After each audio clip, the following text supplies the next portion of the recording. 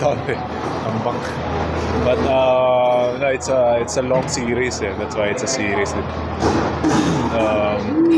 They were able to adjust from the last game. Yeah, well,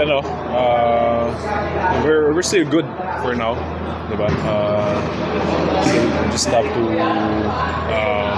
watch the tape again, the game, and then do the necessary adjustments, I guess. But it's not,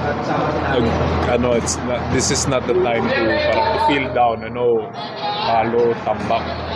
But we have to really stay positive.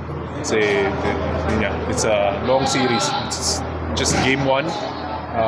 Could have been an important win for us, but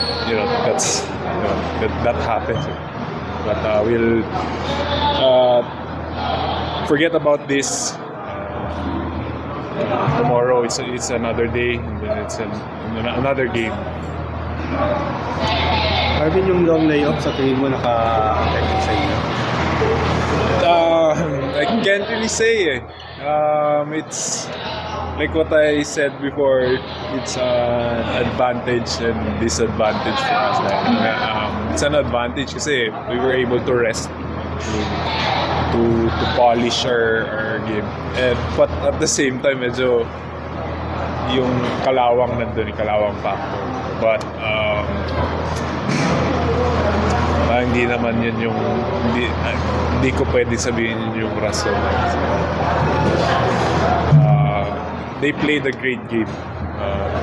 Yun lang yung I guess. Kung sa depensa nila sa'yo? Yun.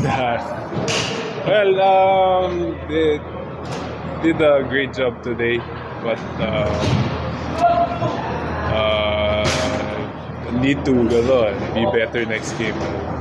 Definitely watch the tape, watch how they defend, and we'll see next game.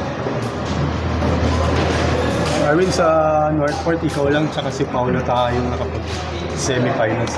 Si Sydney. Puro hinebra.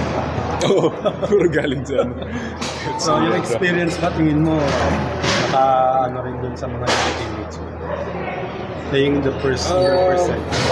I can't really say, kasi sa part nila yun but based on the way we played tonight, I guess that's a big factor also. We were I'm not sure if my jitters yung iba, but yeah, I can't really say. Siguro sila yung makakasabi kung talagang meron, but yun yung experience yung malaking factor sa amin. First time din ng ibang teammates ko, but that's good also na experience na nila yun ngayon today. Meron pa namang game na susunod, so I guess we'll definitely be better than this.